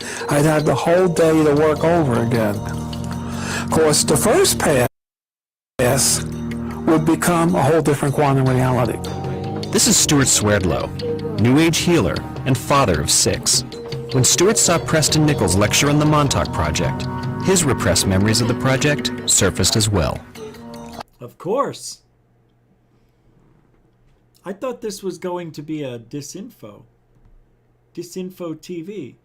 In a sleepy fishing town called Montauk Point, a device called Montauk Chair was used to focus the energies of a sexually aroused psychic who could create an interdimensional vortex. The goal was to send military operatives back in time to alter key events.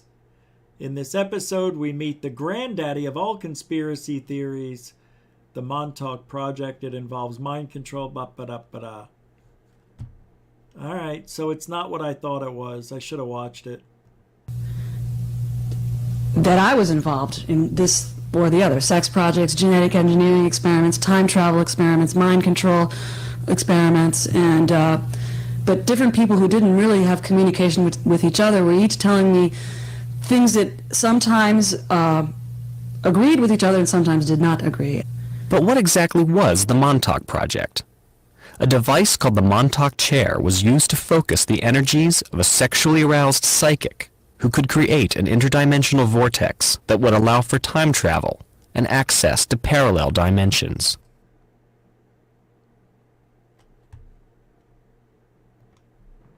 Something sound wrong with that? Right, Paragon Reason? I didn't know that you had to be sexually aroused and a psychic to do this. How stupid does that sound? Well, it's the heightened sense of arousal that makes the testosterone level. It was just a way for a guy to whack it. That's what Stephen Cambion was talking about. It was some reason this guy got what he wanted. And they played it off that it was a psychic power of some sort, right? It's almost like a dimensional doorway where gold and submarines and equipment, military equipment can be. Oh my God. Doesn't she remind you of Anjali? A younger Anjali, about 15, 20 years younger. Shunted around between universes. The goal of the project was to send military operatives back in time to alter key historical events. This would allow Montauk's Nazi overlords to hold the future captive and manipulate reality itself. Because the project is nothing more and nothing less than high-tech black magic. I was sent through the... If we were in a world where time travel is possible and they're able to go back in time and change things, you and I would never know what happened. And I often wonder, would they have the knowledge of the previous timeline that they altered? And I would imagine so. Or else they wouldn't be able to come back and function. See, that's the problem I have when you change. If you have time travel, first of all, and go back in time and change something, who knows what kind of butterfly effect that would have on the entire planet. I can't think. Well, there's a few things in my life. I'm just trying to imagine, because I know my life. If somebody was to come back and change one thing, I probably would not be here. And the one thing, yeah, I mean, it only takes one thing. So if I'm not here, is somebody else taking the position of me because this role was going to happen whether we liked it or not? Is that the way the universe actually works? Or am I a player in a matrix reality? You know, there's so many different things, because if you can go back and change something, you're literally going to another dimension. That's why I don't like time travel. Theoretically, maybe. But I really don't think time travel is possible. I don't think it can be. If it is, that means the same technology that you would have for a Stargate to step through and be sucked into another reality or another planet or another location. Every bit of your being is broken down and rebuilt over there. But maybe that's not how it works. I mean, we don't know. Nobody knows. Somebody knows, but nobody knows. When we step into a time like a Stargate and it sucks us in, like we see on TV, that technology can already recreate us at the other place. So I don't know if that's something we could do as the human species we are. I don't know. I think all that stuff, you need power, don't you? Isn't that what they always say? You need like the power of the sun or something, like the power of the universe. I know when you get to a different level of a society, you know, or civilization, like we're a zero civilization. We're at the cusp of being a one from what Michio Kaku says, but I'm not so sure. What was this guy saying with his neatly groomed goatee?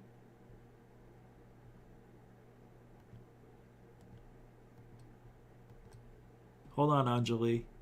I was sent through the portal with a pistol, and my goal was to actually kill the Christ figure. And what happened was, when I saw him coming down the steps of the temple, I couldn't do it. I ran away. I wasn't watching him, but I have got to see if he's lying about this. Or does he really believe this happened? Let's take a look. On the steps of the temple. Eyes are closed. I couldn't do it. His eyes were closed. I don't like that. He's hiding, trying to hide, and then he shook his head. He did the right thing. I ran away. They sent me back when he was up on the cross. And my goal then was to extract vials of blood from his body, which I did too. Lots of blinking. Lots of blinking with this liar. Vials of blood from his body, which I did too. And I did bring them back. Was the idea to bring about a forced apocalypse? What? No, he was supposed to. They were going to take the blood, clone the blood. Basically, shoot up Duncan with replace all his blood with the clone blood of Christ. Then he bored a craft.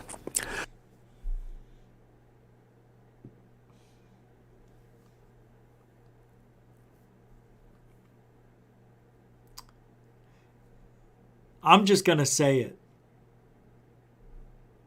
I'm going to say it because I know nobody here wants to say it. But I'm going to say it. Don't get mad at me because I don't know what to believe, but I'm going to say it. Filling his body up with the blood of Christ. That was their goal, right? To get Christ's blood. If Christ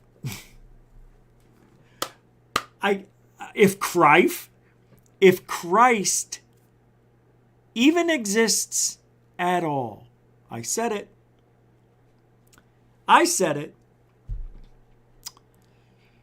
Come on, man. You have really got to be dipping into the old woo bag for this one. Montauk is some shit.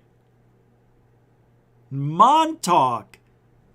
I got to have Canby on to talk about this someday. This is unreal. So he was told he can go back. I don't know if this guy did, but that other guy with the goatee couldn't kill him. Couldn't kill Christ. You were sent back in time to kill Christ and you couldn't do it?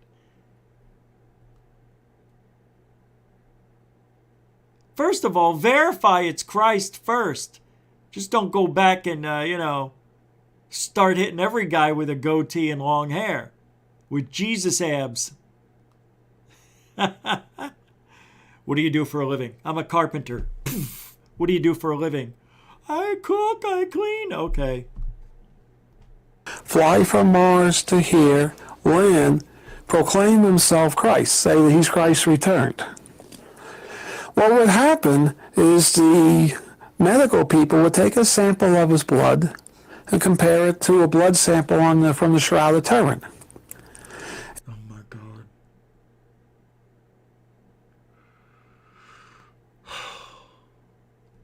And they say genetically it's the same.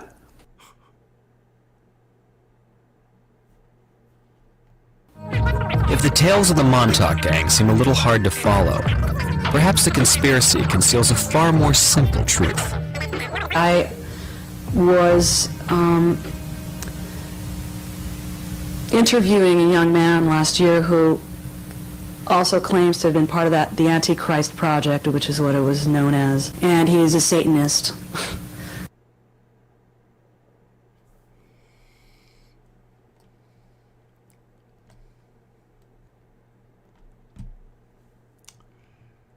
That's a fun video. That is fun.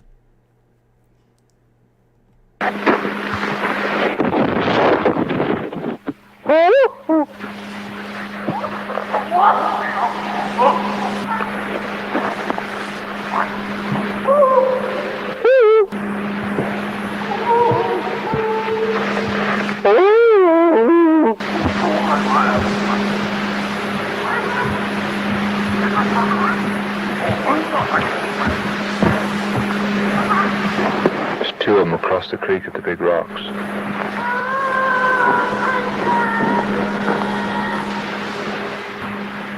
It's a hard act to follow.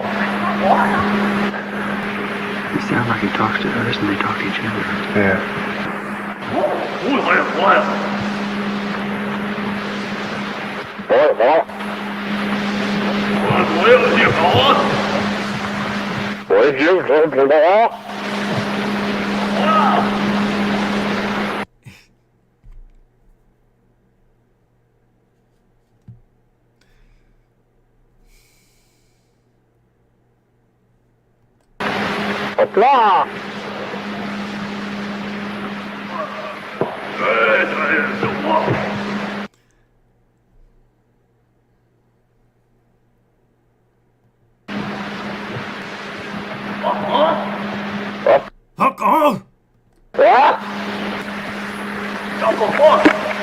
What the fuck?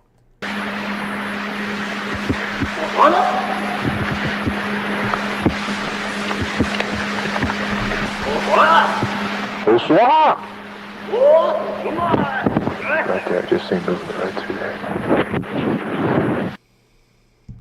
Nathan Allen, Nathan Nitsky, Nathan's Hot Dogs with a $2 PayPal donation. Thank you, sir. I appreciate it. You are a continuing supporter of Goof On and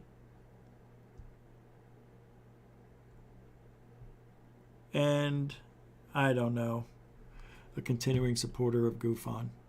I got a lot of messages during the show. Something must be going on. Something must be going on. What are you guys doing? What kind of show should we do tomorrow? Nothing? Maybe we'll take tomorrow off. Maybe that's what we need to do, is take a week off, come back fresh. Should we do that? Take a week off? I'm thinking about it. But I am apparently going to meet up with the Cousins brothers in a couple of months in July. So I don't want to take any time off unless I'm going out there. Because then I don't want to take a week off now and then another week off then, even though I won't be taking a whole week off. But we are going to meet up with them. Me and Michael and... Anyway, I got a video here. Just something beautiful to watch, that's all. Just beautiful tornadoes. This is badass, actually. Why can't I open that any further? That's it.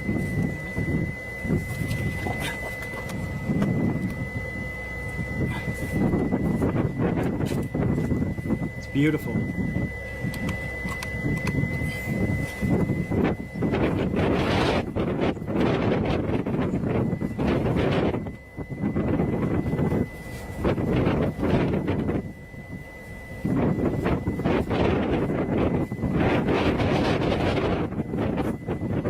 Okay, guys, let's go.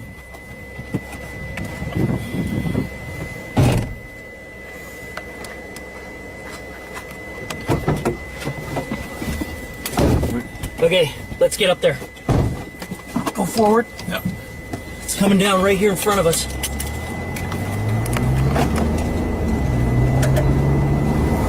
Wipers, please. Oh, wow. Here it goes, buddy.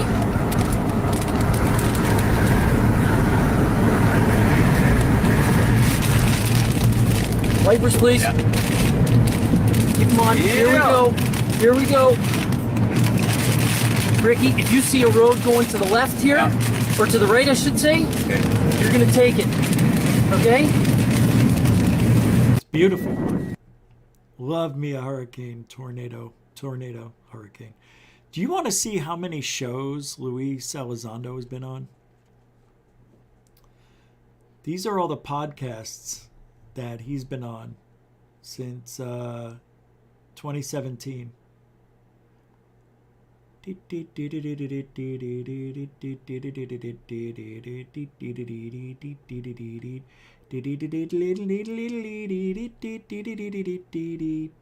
a lot.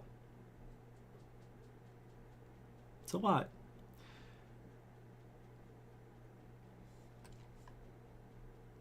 Fade to black, fade to black, fade to black. Unidentified, unidentified, unidentified. Theories of everything, theories of everything. Another fade to black, fade to black. UCR. You can tell. UCR, fade to black.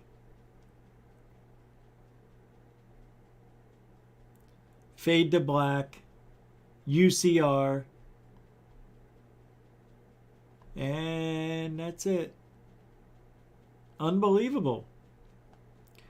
So I want to show you something. 8/11/17. Okay, 2017.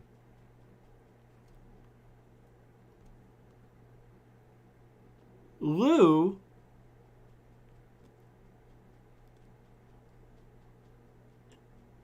isn't it weird? I don't see that he was on the Unidentified Celebrity Review or Jimmy Church until 2020. See? Only one day apart.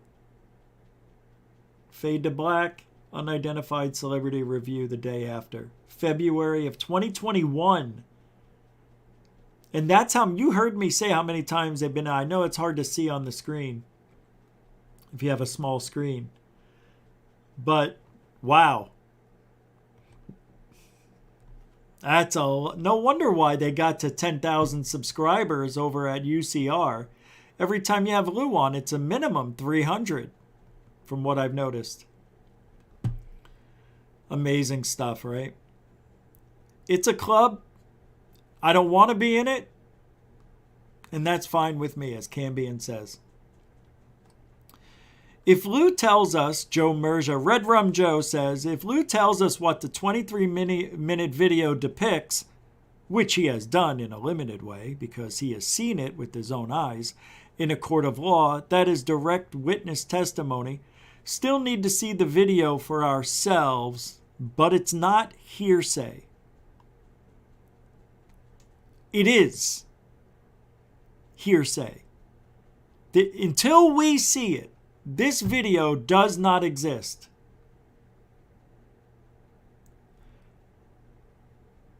And it's not hearsay, as I was seeing down here. I thought that was weird. Hearsay.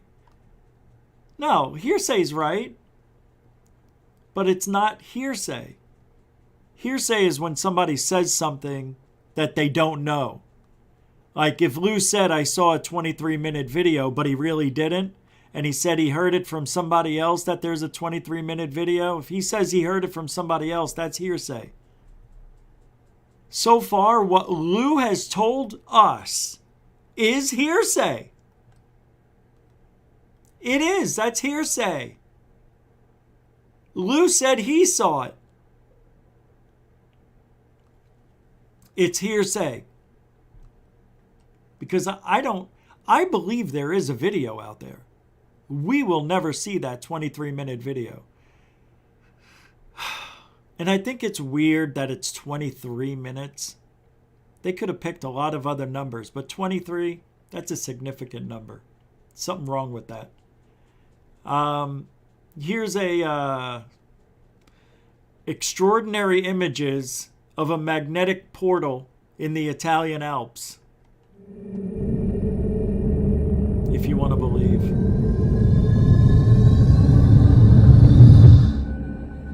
Yeah, I believe it already.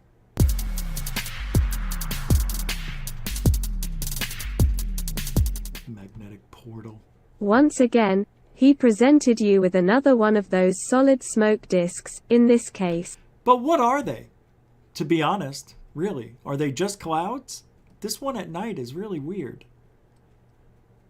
I thought that maybe this was fake, but these are smoke rings. That's all.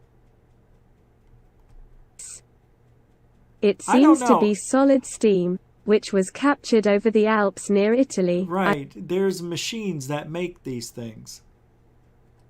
I think somebody made one at night. That's all. I present the information to you. On April 22nd, 2020.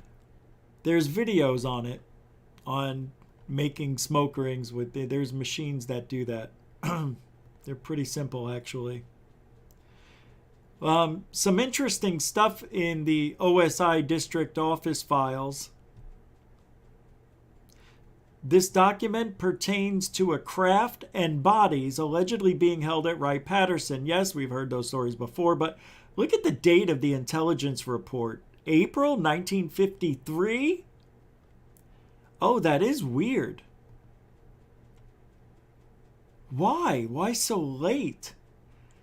On April 1953, ASU, Ohio Military District, Port Hayes, Columbia, Ohio, was interviewed in response to a telephone call from Captain Plandewald, B2, Fort Hayes, Columbus, Ohio. Brown related that at approximately 2200 hours on April 24th, 53, he met and engaged in a conversation with doesn't say, the conversation took place while Brown was waiting for a check to be cashed by the bartender, Dick Walker of the Ionian Room in the Desher-Wellick Hotel, Columbus, Ohio.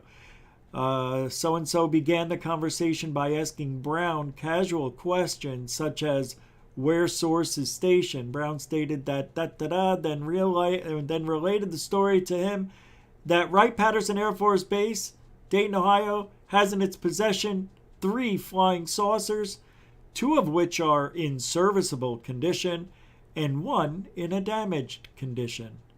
Wright-Patterson Air Force Base also has the bodies of the men who were aboard the saucers.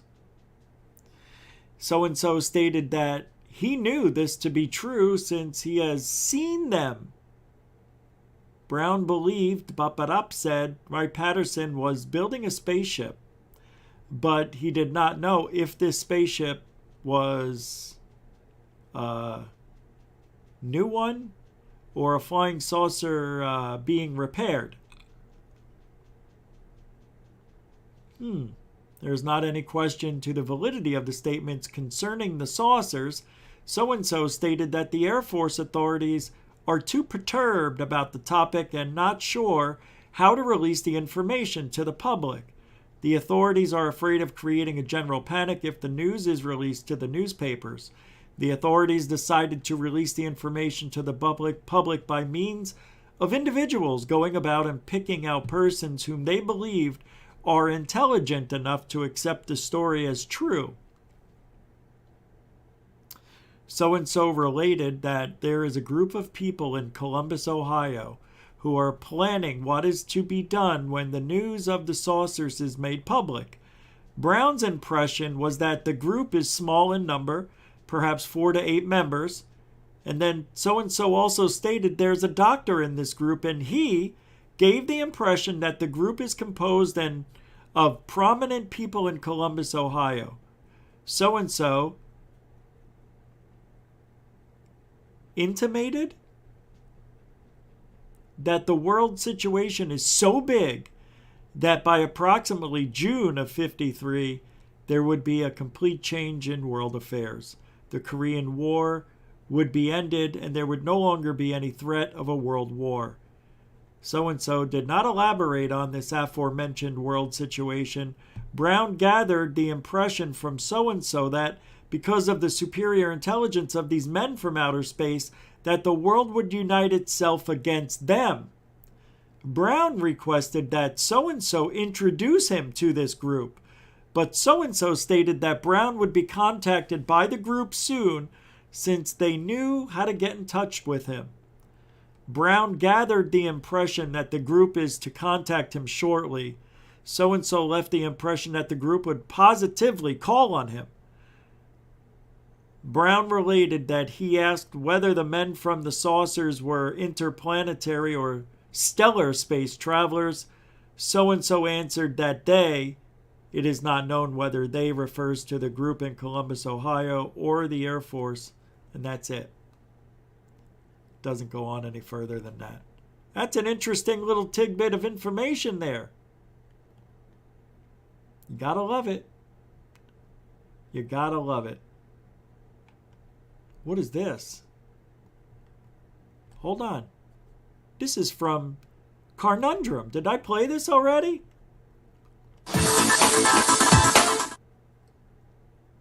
Our community failed as well.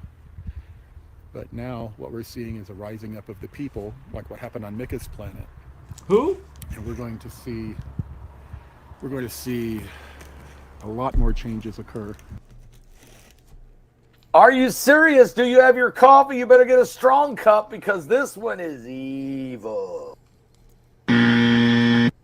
Was that consumer fraud? Who knows? Everything I have said has come true about this field. Not because I listened to somebody else, because I observed with my own 2 balls. Eyeball. Yeah. I want to thank everybody for hanging out tonight. Moderators, super chatters, excellent Thank you for your support, your time, your donations. You can still help the show. Actually, there was a couple of people who did leave thanks when the show ended. I tell you what, I'll get the list tomorrow. There's not that many. But I'll go in the shows, the last 5 or 6, to see those of you who did thank the show. Because you can do that after the show ends. There's the thanks button. Just like Super Chats. You can still help after the show ends by PayPal, Cash App, become a member. And I'm also going to be getting merch. It's coming. Guaranteed now. I think I'm going to come out with stuff the first day of summer. June 20th. I'm thinking. So keep your eyes and ears open anytime between now and June 20th. First day of summer?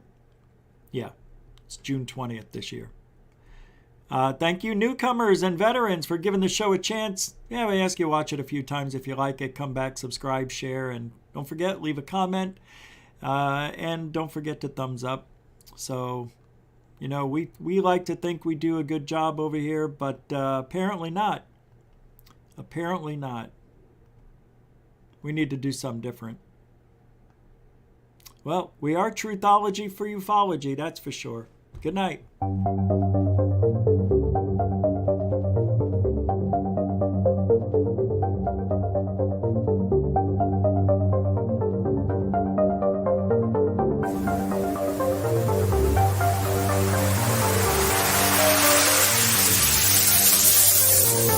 Look at this thing. It's rotating.